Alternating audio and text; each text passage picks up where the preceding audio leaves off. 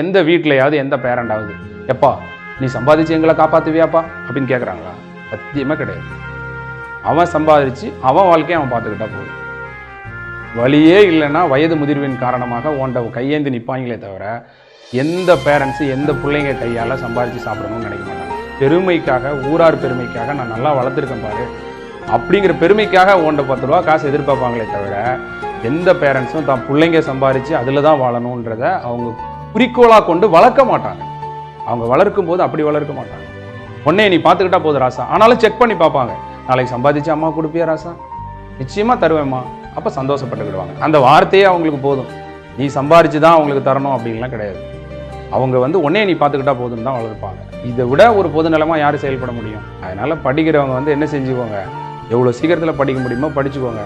இருக்கிற இடத்துலையே, ஏன்னா நிறைய பேர் தனக்கு வாய்ப்பு இல்லை, வசதி இல்லை, அந்த பிரச்சனை இந்த பிரச்சனைன்றான்.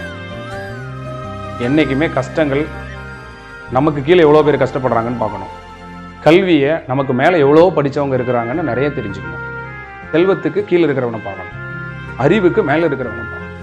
அப்போ தான் நம்ம வாழ்க்கையில் என்ன செய்ய முடியும், சாட்டிஸ்ஃபேக்ஷனாக என்ன செய்ய முடியும், வாழ முடியும் அப்படிங்கிறது நீங்கள் எல்லாரும்